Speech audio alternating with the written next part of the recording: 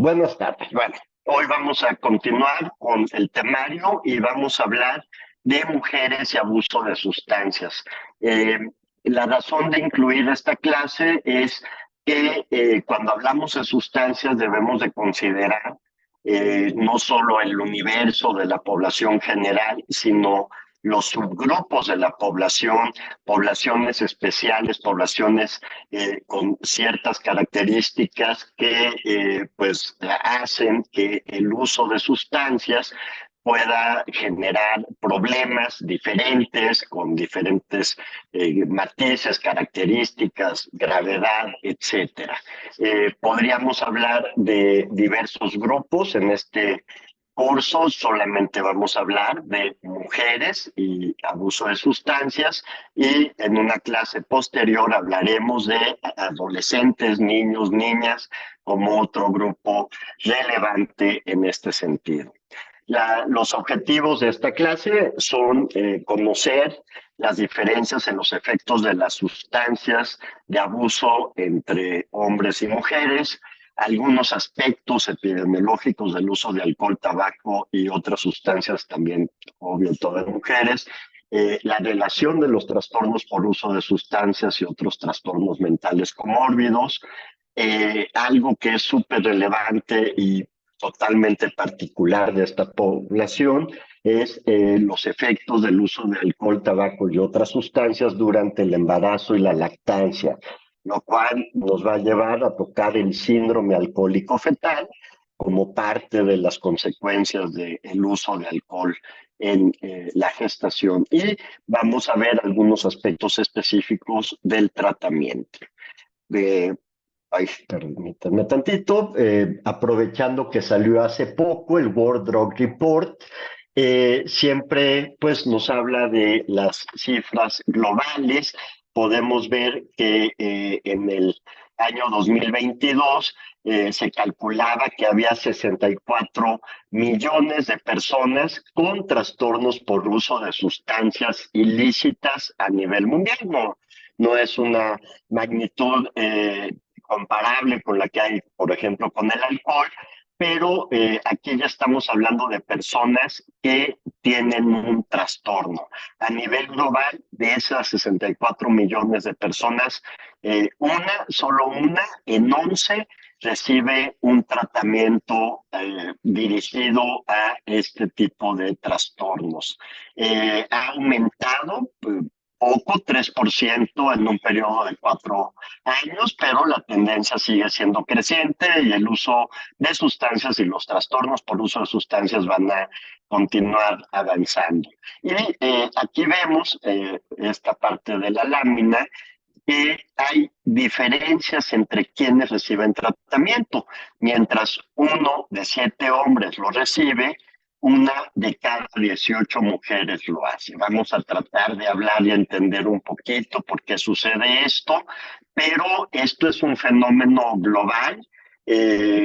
Aquí podemos ver en el cuadro verde el porcentaje de las mujeres que están en tratamiento dependiendo del continente, de la región, y en todos los continentes, en todas las regiones del mundo, las mujeres ocupan solo una fracción del tratamiento. Hay lugares como Asia y África donde eso se ve mucho, mucho más acentuado, y nos habla de las desigualdades en el acceso al tratamiento. En cuanto a las mujeres, las personas que usan las diversas sustancias a nivel global, aquí vemos el porcentaje que estamos hablando de uso, no de trastornos, sino de uso. El uso de la mayoría de las sustancias es mayoritariamente masculino, como sucede con los opiáceos, opioides, con la cocaína, con la cannabis, con el éxtasis. Con la anfetamina empieza a aumentar un poquito la proporción de usuarias de sexo femenino, y vemos que es con los medicamentos opioides farmacéuticos, los de uso médico, pero usados fuera de prescripción, en los que hay mayor cantidad de mujeres proporcionalmente que en las otras sustancias. Esto también debemos de ir haciendo un énfasis, un enfoque, que tanto las benzodiazepinas como los medicamentos para el dolor, fuera de prescripción, hay un alto porcentaje de mujeres que son las que los utilizan. Vamos a ver en esta clase las diferencias clínicas más importantes que hay entre mujeres que tienen trastornos por uso de sustancias y los hombres.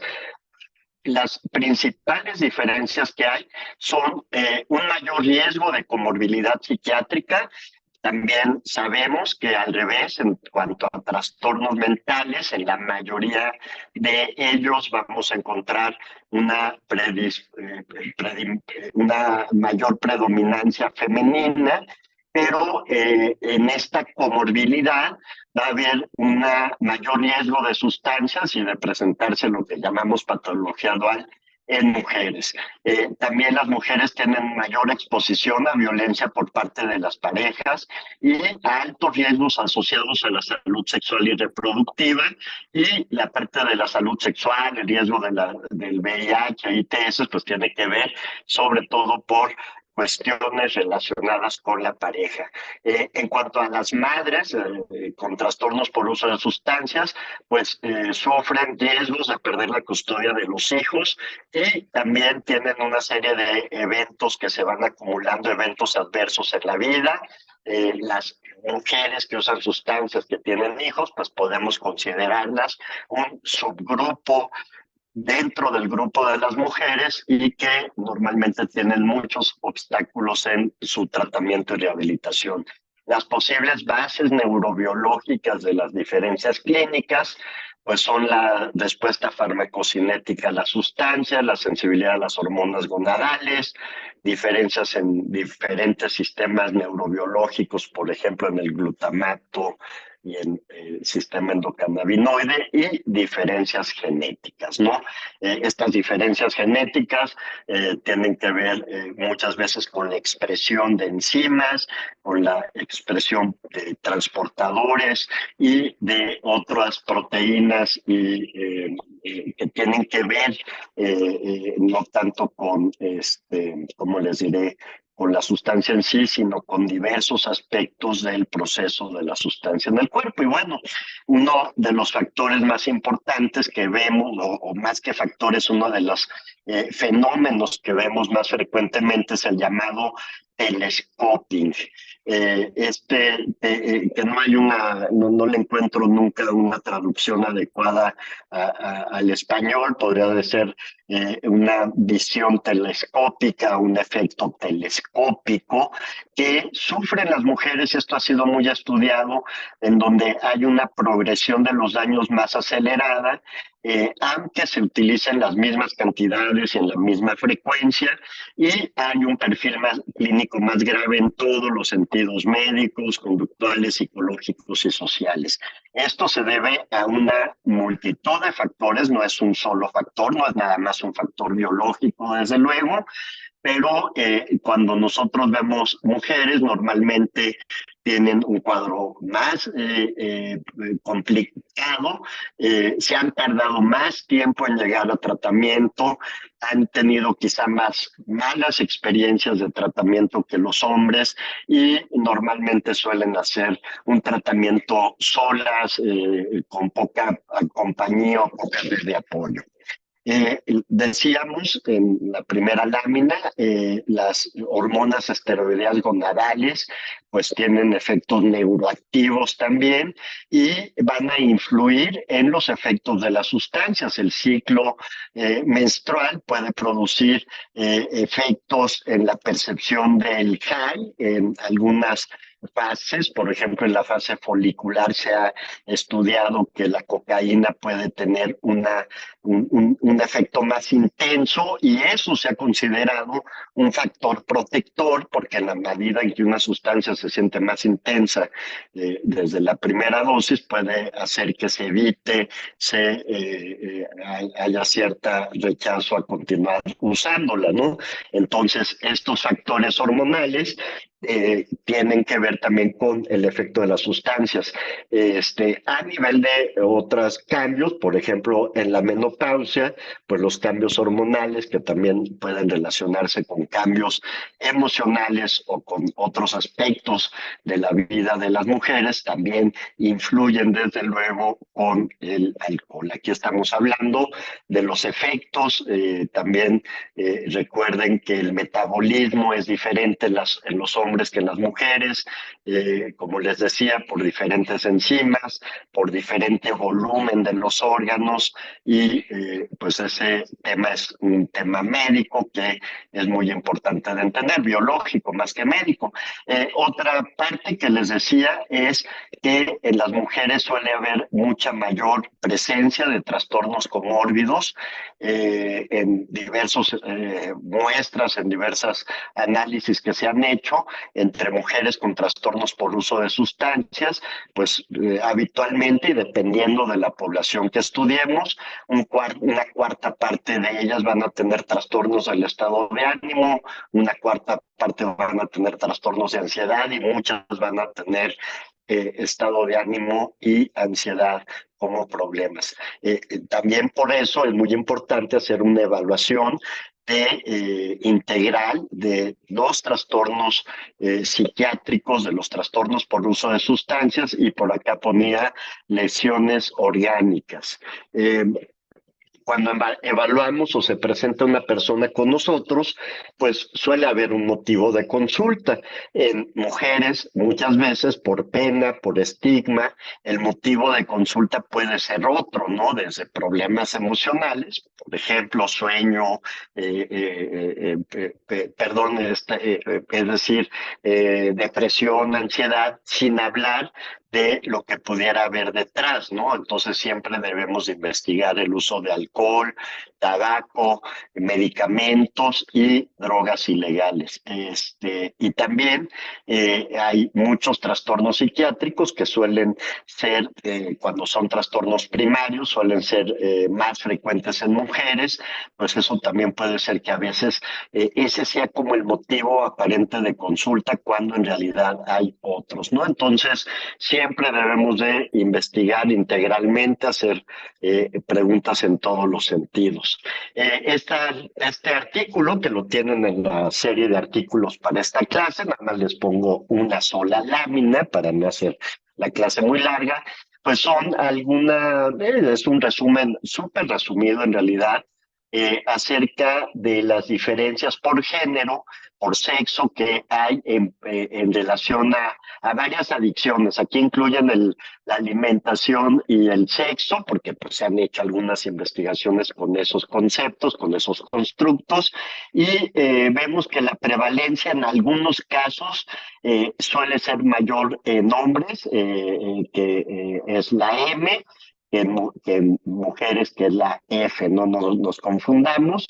Entonces, en las personas de sexo masculino hay una mayor prevalencia de drogas ilegales que en las mujeres, pero como decíamos, en las mujeres suele haber una mayor prevalencia de sustancias prescritas y que luego pues se empiezan a complicar y se pueden seguir usando ya como sustancias que generan problemas. También en mujeres hay una progresión más rápida para pasar del uso a un trastorno.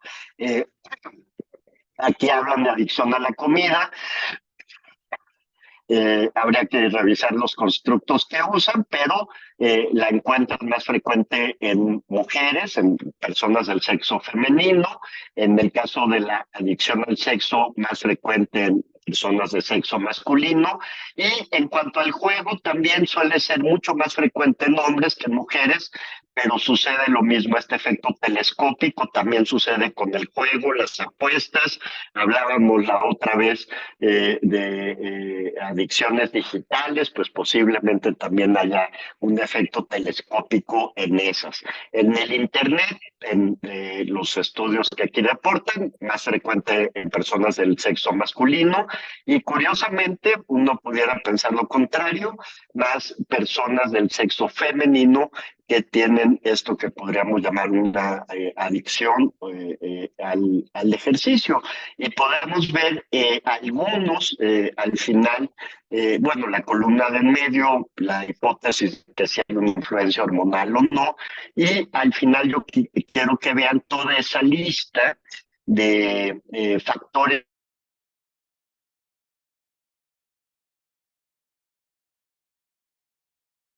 pero en general.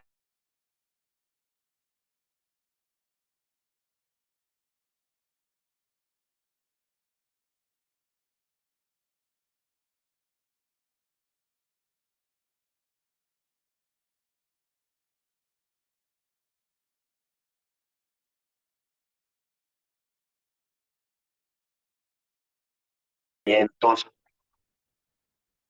hay diferente sensibilidad a las propiedades aversivas de las drogas, o sea, algunas sustancias, el alcohol mismo puede generar efectos aversivos y las sensibilidades son en diferentes, en hombres y mujeres, al igual que los efectos, o más bien las diferencias que hay en los sistemas de control hedónico, fluctuaciones hormonales, impulsividad, que es diferente en hombres que en mujeres, las historias de abuso en la infancia, la presencia de otras condiciones mentales, como del estado de ánimo, de la conducta.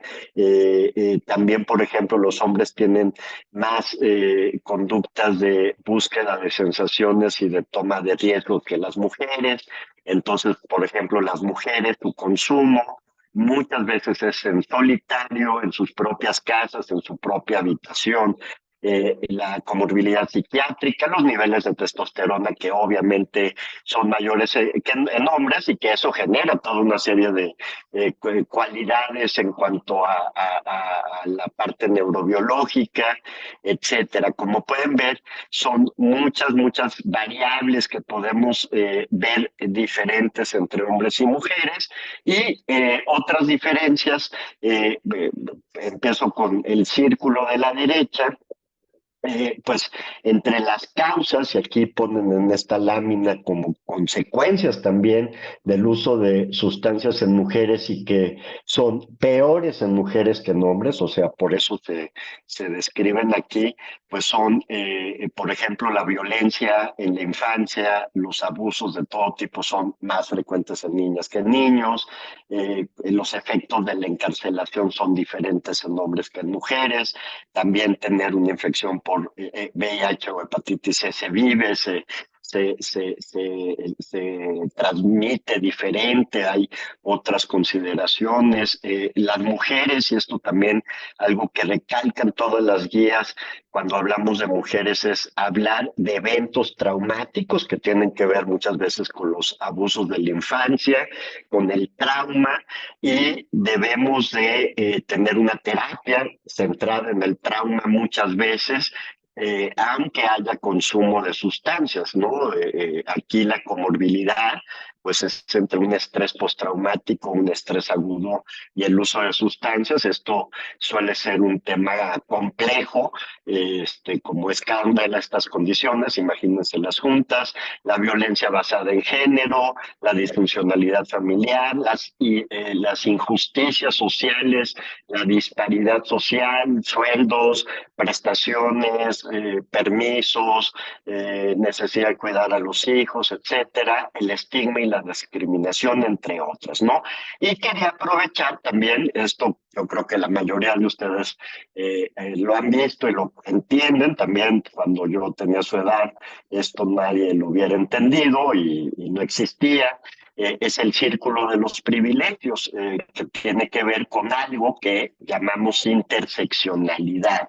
Es decir, no nada más el hecho de ser hombre o mujer va a tener consecuencias en tu vida, y bueno, aquí estamos hablando del uso de sustancias en la salud mental, en esos campos, desde luego, sino que hay un montón de factores que te pueden dar privilegios y que eso te protege en muchos sentidos, o te puede quitar esos privilegios y generarte todavía, por ejemplo, más estigma, más discriminación, más adversidad.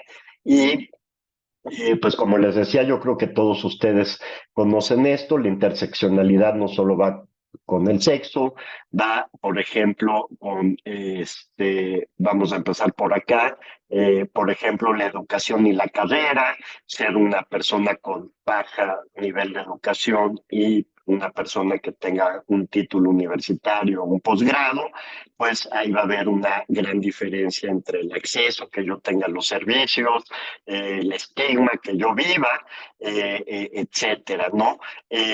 Si, por ejemplo, hablamos de clase social, si yo pertenezco a una clase social económicamente baja, voy a tener mucho menos acceso a los recursos para atenderme apropiadamente. Por ejemplo, puedo terminar en los famosos anexos que están diseñados para hombres y que muchas veces hay 40 hombres y 10 mujeres o algo así, ¿no?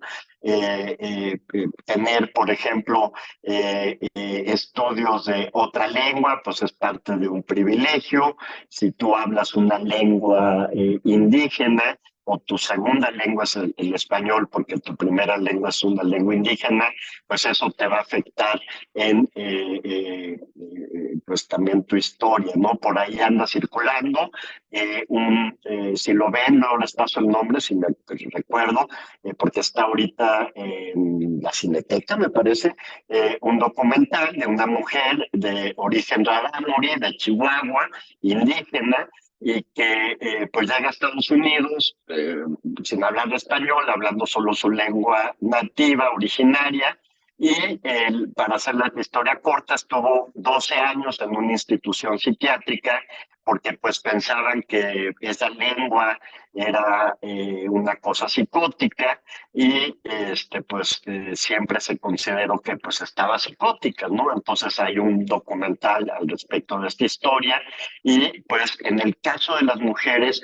toda esta interseccionalidad con otros factores que pueden generar obstáculos, estigma, violación a los derechos humanos, ¿no? Pero pues continuemos con la clase.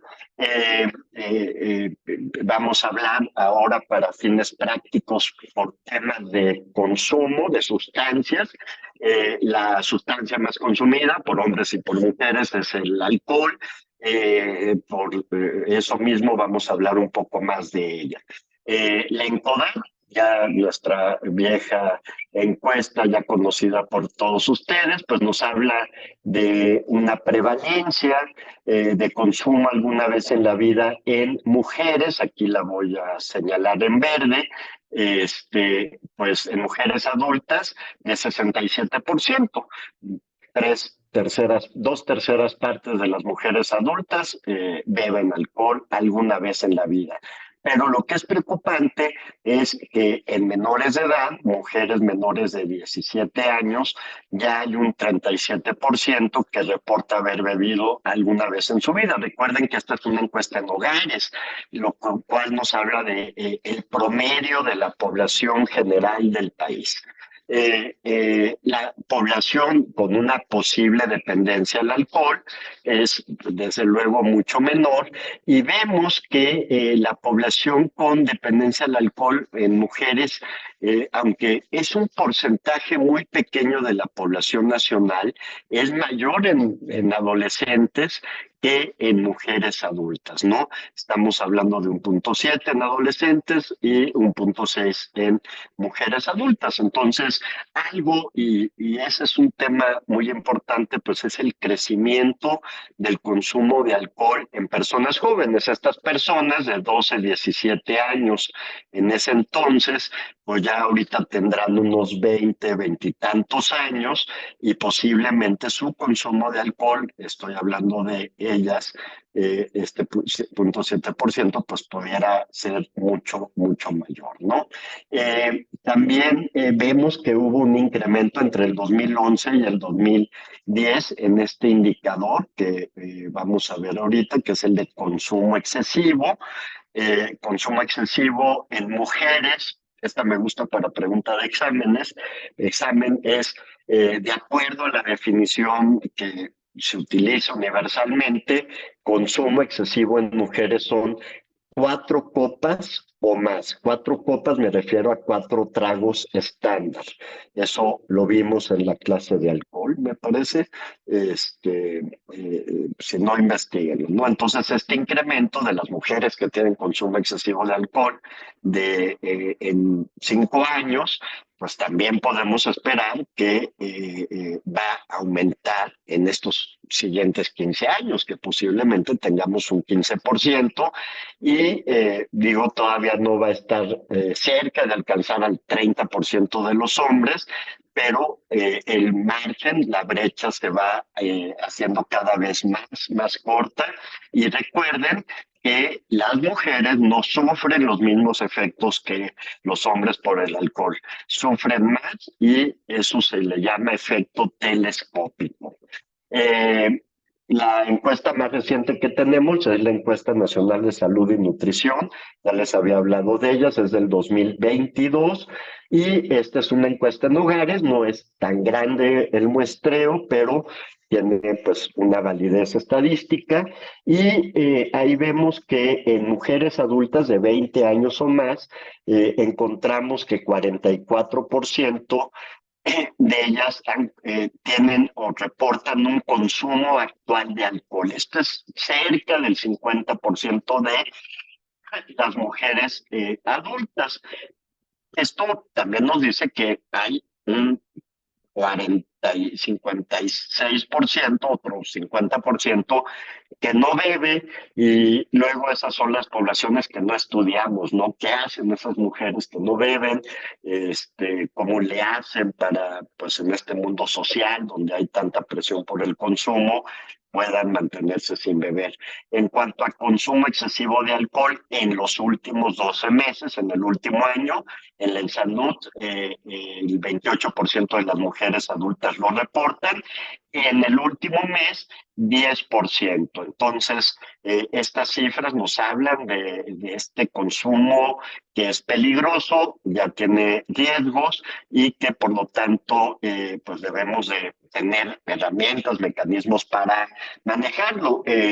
Recordando que muchas de las personas, tanto hombres como mujeres de las que estamos hablando aquí, con consumo excesivo de alcohol, no tienen dependencia al alcohol, sino tienen patrones de consumo perjudicial, cuadros de intoxicación aguda, etcétera, pero no necesariamente dependencia. Entonces, aquí qué podemos hacer es donde entran los programas de consejería breve y los programas de consumo moderado. Estoy viendo, bueno, aquí están algunos comentarios, siéntanse en libertad de poner comentarios, ya los revisaremos al final y vamos a continuar con la clase. Es que no sabía si no me escuchaba, no pasaba algo así, pero bueno, continuemos.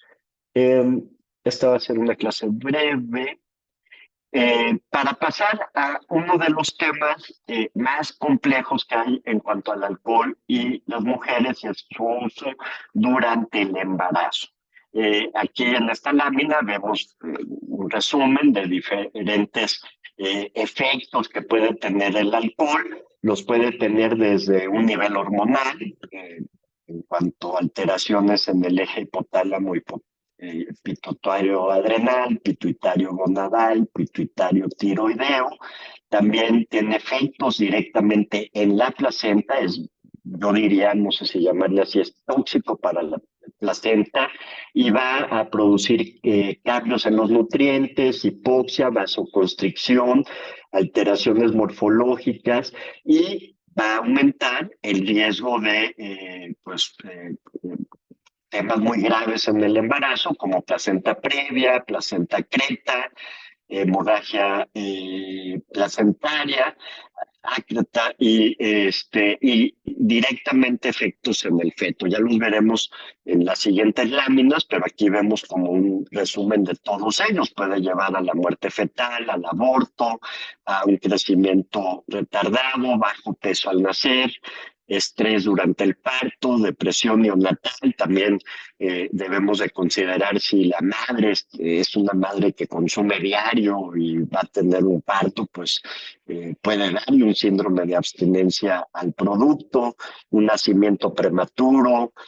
Estos son los trastornos del espectro del síndrome fetal que ahorita veremos, la parálisis cerebral y anomalías del sistema nervioso central, ¿no? Entonces, beber alcohol es mala idea durante el embarazo. Alguien puede decir, ¿hay alguna cantidad mínima, hay alguna cantidad que no sea peligrosa?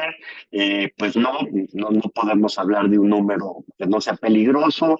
Tampoco debemos de ser alarmantes. Oye, me tomé una copa en la primera semana, no sabía que estaba embarazada, etcétera. Bueno, tampoco debemos alarmarnos. En realidad el alcohol, como todas las sustancias, su efecto lo va a hacer sobre todo cuando hay estas repeticiones, ¿no? Estas agresiones repetidas que recibe el producto cuando la madre bebe alcohol, ¿no? No tenemos muchos datos, son súper antiguos estos que les voy a presentar, pero son interesantes, ¿no? Habría que ver cómo están en la actualidad, pero desafortunadamente nadie se ha nadie los ha vuelto a investigar. Estos fueron estudios hechos en el ya inexistente Centro de Ayuda al Alcohólico y sus familiares del Instituto Nacional de Psiquiatría y en otro centro de atención a mujeres con problemas de alcohol. Entonces, 200 mujeres que acudieron a solicitar ayuda a estos centros, se les aplicó un cuestionario y de ellas 134 reportaron haber estado embarazadas en algún momento de su vida. Recordemos que estas son mujeres en un ambiente clínico que están acudiendo a recibir ayuda por un problema de consumo de alcohol. Entonces, de estas 134 que reportaron haber estado embarazadas en algún momento, 57.7 de ellas bebieron durante el embarazo, o sea, lo cual parecería que era una práctica habitual. Estamos hablando de los 90, en ese entonces en la Ciudad de México, y en este caso la mayoría contaban con antecedentes familiares importantes de problemas de alcohol. Ellas también reportaron, también de manera, digamos, posterior, no en ese momento, sino fue un reporte hecho retrospectivamente. 12% habían presentado en alguno de estos embarazos aborto espontáneo, parto antes de tiempo, muerte fetal, anomalías congénitas y 13% tuvo bebés con bajo peso al nacer. Entonces, aunque fue un estudio nada más basado en una encuesta y con el autorreporte de las personas, pues daba a entender una situación, insisto, que no se ha vuelto a estudiar. Es como una población muy oculta. La mayor parte de las mujeres, aquí en la Ciudad de México por lo menos, que tienen problemas serios de consumo de alcohol y sustancias y llegan al servicio público a recibir atención, pues muchas de ellas son canalizadas al Instituto Nacional de Perinatología y pues ahí es donde tienen quizá la casuística más importante de estos casos, ¿no? Donde hubo consumo durante el embarazo y los problemas perinatales que pudo haber habido, ¿no? En Estados Unidos, también son estudios no tan recientes, pero parece ser que pues el consumo entre ellas era menor.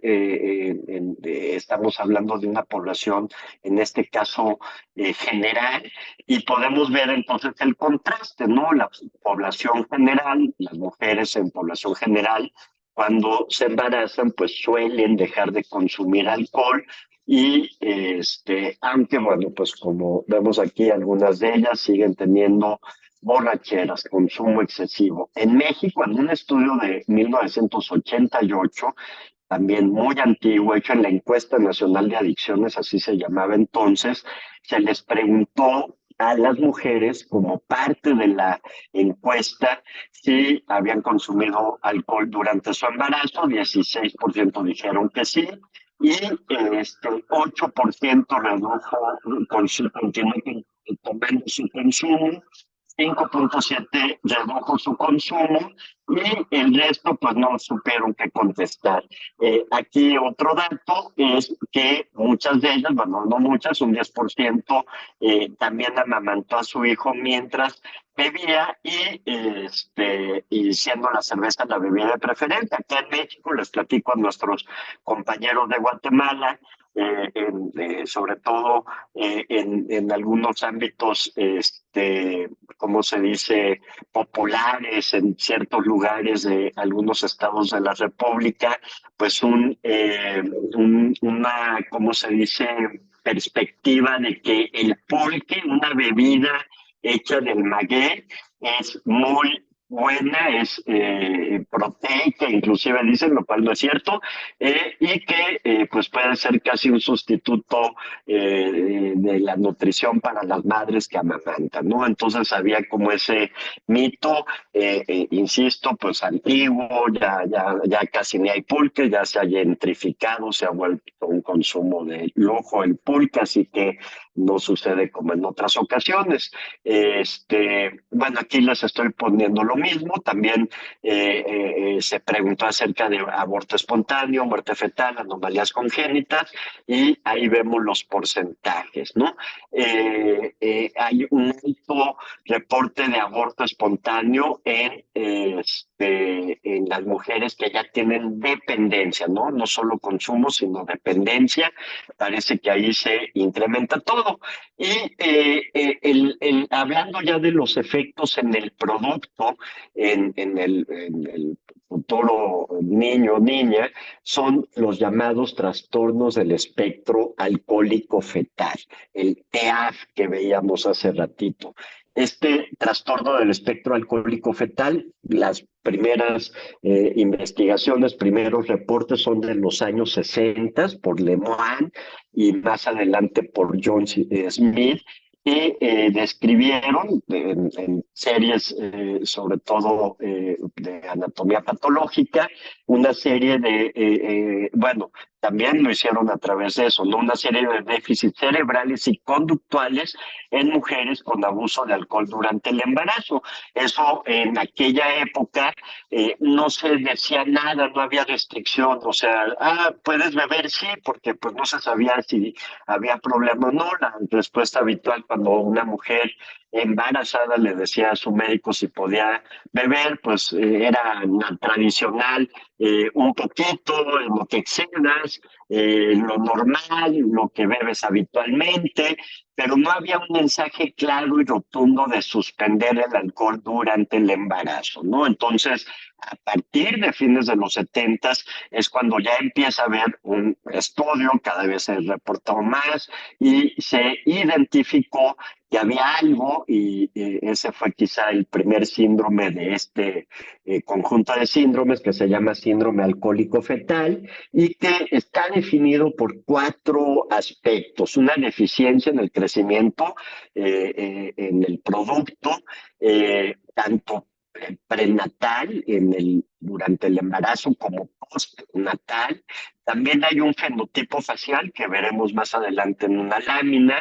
Hay un grado de disfunción o daño cerebral que se puede evaluar, como veíamos en aquellas imágenes de patología, pues ahora se pueden evaluar con imágenes cerebrales, y debe de haber, obvio, necesariamente, pero a veces a la gente se le olvida, una exposición prenatal al alcohol. ¿Cuánto? No lo dice la definición, ni en qué trimestre, sino simplemente una exposición prenatal. Y aquí les van pues todos los trastornos del espectro alcohólico fetal. Posteriormente, pues se vio que el síndrome, este síndrome alcohólico fetal, solo correspondía al extremo más severo del espectro, y que en realidad había como diferentes grados. así que pues se empezó a hablar de un síndrome alcohólico fetal parcial, donde no había problemas del sistema nervioso central, pero sí había, por ejemplo, temas de rasgos faciales o problemas del crecimiento, o alguna combinación donde no hubiera todo el espectro completo. Luego se habló de un trastorno del neurodesarrollo relacionado con el alcohol, con discapacidades intelectuales, problemas del comportamiento y aprendizaje, dificultades en la escuela, en la memoria, matemáticas, atención y control de impulsos. Esto pues también recuerden que no todos estos síndromes o trastornos están muy bien estudiados o delimitados. Tenemos los defectos de nacimiento relacionados con el alcohol, que no solo incluyen el cerebro, sino también el corazón, riñones, huesos, audición. Y finalmente, en el DSM-5, en esta sección 3 que ya platicamos de ella en una clase anterior, tenemos el trastorno neuroconductual asociado con la exposición prenatal al alcohol, que enfatiza que debe de haber tres problemas en tres áreas: pensamiento y memoria, comportamiento y habilidades de la vida diaria. Requiere que la madre haya consumido más de 13 bebidas alcohólicas cada mes durante el mes del embarazo, o más de 2 tragos en una sola ocasión por mes de embarazo, ¿no? Ahí pone unas cifras, pero pues esto está a consideración de los futuros estudios. Y pues todavía no es un diagnóstico, pero se empieza a perfilar como un diagnóstico, como un posible cuadro muy típico, y que, digo, uno se pregunta cuántas personas en la vida y que andan por ahí no saben si sus madres bebieron o no alcohol, y que pudieran estar presentando pues este tipo de problemas, ¿no? Entonces siempre, en la medida de lo posible, debemos también de preguntar de consumo de alcohol en las madres de las personas que nosotros atendamos. Bueno, y perdón, ya me iba muy adelante. Aquí están las imágenes de un dibujo de algunos de los rasgos faciales que hay en el trastorno o en el síndrome alcohólico facial: cabeza pequeña, un puente nasal bajo, aberturas oculares pequeñas, una nariz corta, labio superior delgado, mandíbula subdesarrollada, el surco nasolabial liso. No hay esto que pues es tan eh, común, no se percibe, un perfil plano, los epicantos, este pequeño plieguecito que se ve aquí, también todo esto puede hablarnos de la posibilidad de un consumo de alcohol en el desarrollo prenatal de la persona, y sobre todo si está asociado pues con problemas conductuales, del desarrollo, del crecimiento, etcétera, ¿no? Desde luego que la mejor tratamiento es la prevención. Estos cuadros requieren más bien rehabilitación, y quizá durante muchos años de la vida de las personas, o va a generar una discapacidad permanente. Y pues, como insisto, pues siempre hay que hablarlo cuando vamos a dar una clase de alcohol, cuando vamos a hablar con personas en la universidad, etcétera, ¿no? Siempre hay que hablarlo de los riesgos del consumo de alcohol en el embarazo, ¿no? Todas las sustancias tienen riesgos, pero estos son los más estudiados de todo. Tenemos, y sobre todo por los modelos animales, no tanto por los modelos directamente en seres humanos, pero por modelos animales, sabemos que producen necrosis, apoptosis, que tiene mucho que ver con el estrés oxidativo que sufren las células por el alcohol, y que en el cerebro del producto, vamos, pues es mucho más susceptible a ellas, ¿no? El alcohol, es obvio decir, pasa la barrera placentaria, y pues llega directamente al sistema nervioso central, y va a generar pues todos estos cambios que vemos aquí, ¿no? Entonces, eso genera pues lesiones cerebrales, podríamos decirles, irreversibles desde antes de nacer. Pasemos al tabaco, la siguiente sustancia más consumida. En este sentido, yo creo que sí ha habido también grandes cambios en relación al tabaco, sobre todo porque ya no se puede fumar en la mayoría de los lugares públicos, porque ya hay una mayor sensibilización. La venta está pues restringida en el sentido de que ya no se anuncia como antes, fotos de efectos, etcétera, pues eso ha hecho que el tema de tabaco por lo menos no se haya incrementado y que esperemos que ahora con el fenómeno de los vapeadores no se incrementen las nuevas generaciones de mujeres, ya que en cuanto a los vapeadores no conocemos los efectos que puedan tener en sí mismos todas estas sustancias muy sintéticas que se utilizan y el efecto que pueda tener la nicotina en sí mismo, ¿no?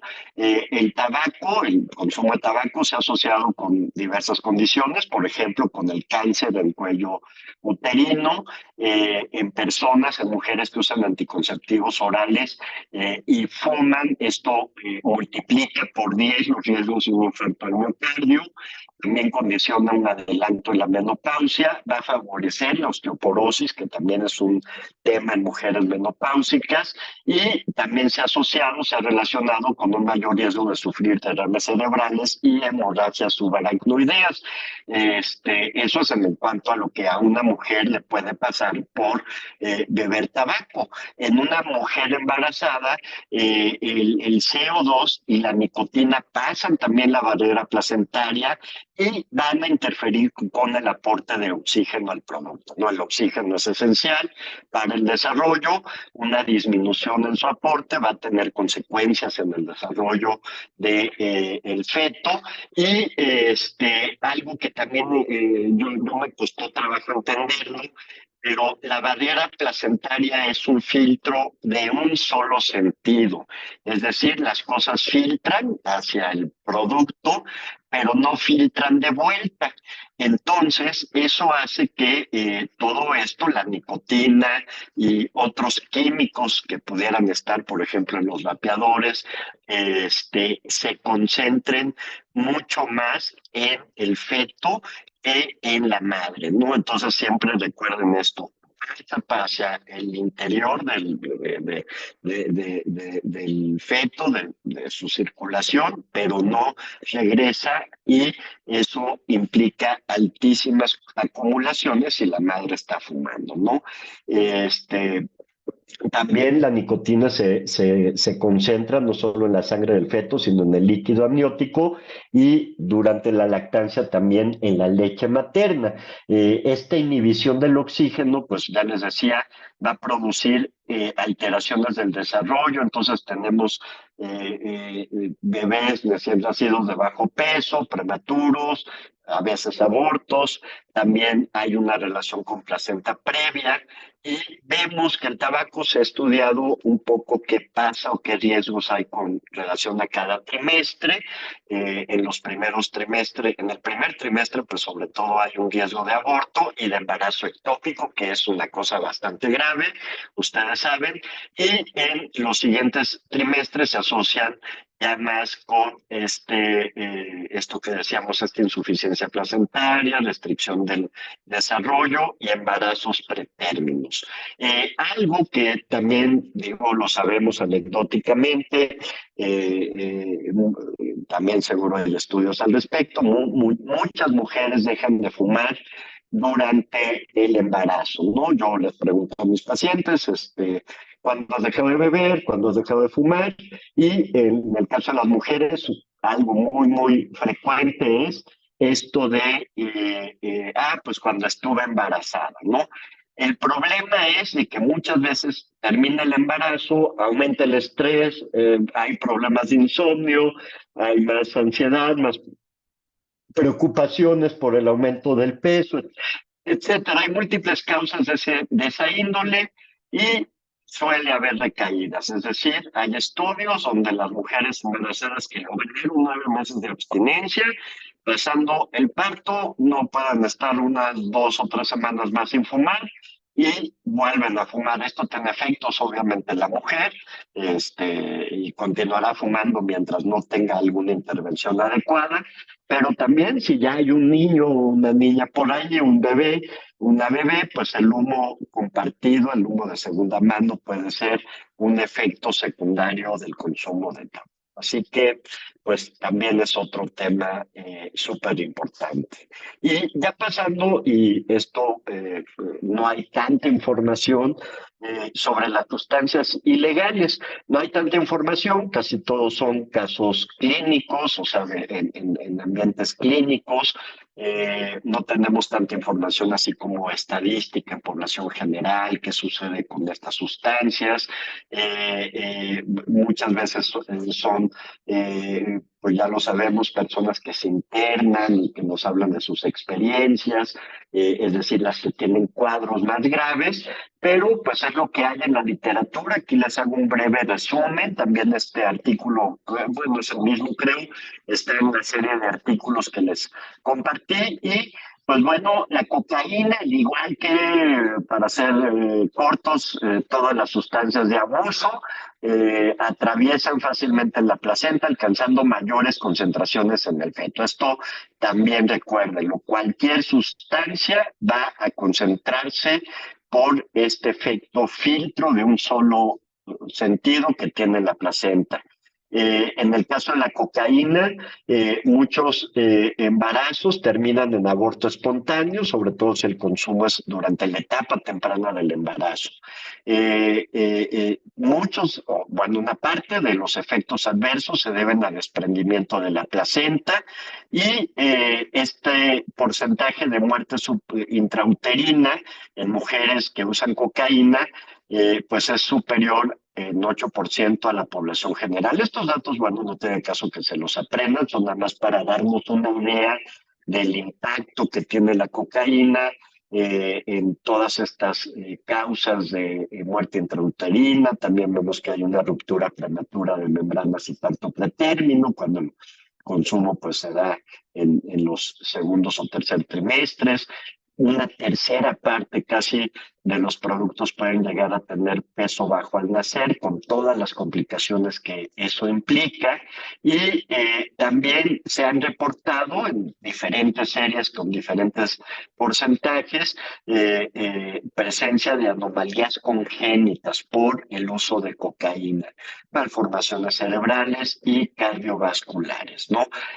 También es necesario entender que muchas mujeres que usan cocaína no acuden a tratamiento por este estigma, por estos problemas psicosociales que pudieran enfrentar y que pues tampoco muchas veces si van a una consulta de su embarazo para atender su embarazo, pudiera ser que no lo dijeran por pena o por considerar que han consumido poco o que está bajo control, ¿no? Entonces, si esta fuera una clase para ginecólogos, ginecólogas, obstetras, pues les diría, siempre pregunten por el uso de sustancias en sus pacientes, aunque tengan la cara de que no han consumido, no existe esa cara, pero a veces nos imaginamos que hay caras que nos indican si alguien ha consumido o no ha consumido, ¿no? Entonces, por todas estas complicaciones, yo le diría a un estudiante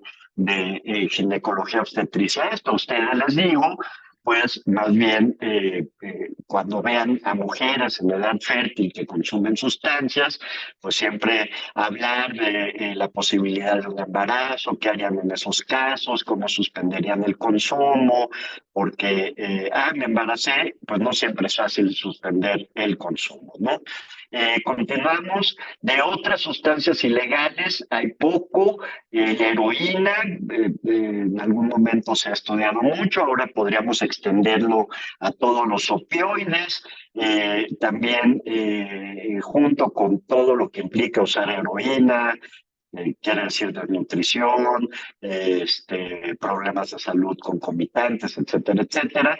En muchos casos, no digo que en todos, la heroína también representa mayores complicaciones obstétricas, eh, todo lo que pueden leer, sangrado vaginal, presentaciones anormales, parto pretérmino, muerte prenatal, disminución de la circunferencia craneal, un Apgar bajo, presencia de meconio y corioamnionitis.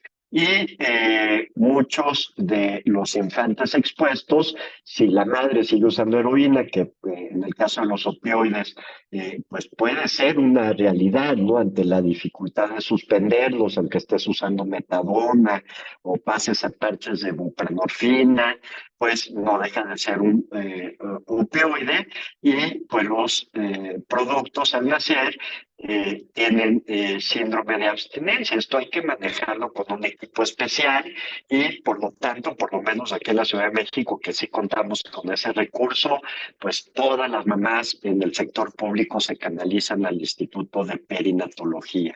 El hallazgo más común de los productos es irritabilidad del sistema nervioso central, que coincide totalmente con el síndrome de abstinencia a opioides.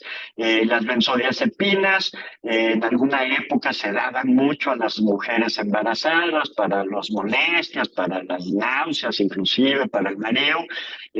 Hay mucha polémica.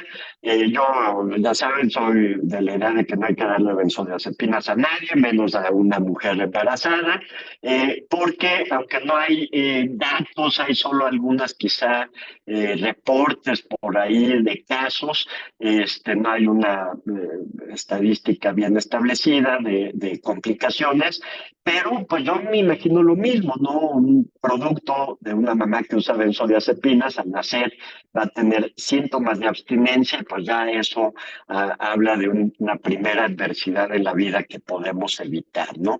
La, eh, la cannabis, y antes de pasar al manejo de los trastornos por uso de sustancias, que ya son las últimas láminas, la cannabis la platicábamos en la clase propiamente dicha, de que también se ha hablado y se ha dicho y que pues hay algunos datos, algunas asociaciones que hablan de cierto riesgo de su uso durante el embarazo y yo creo que la noción extendida de no usar ninguna sustancia, no usar ningún medicamento más que el estrictamente necesario, sigue siendo pues una axioma, ¿no? En el caso de la salud de las mujeres embarazadas. El problema es cuando no pueden dejar de consumir, el problema es cuando hay inclusive policonsumo y asociado a veces a otros problemas de salud mental, ¿no?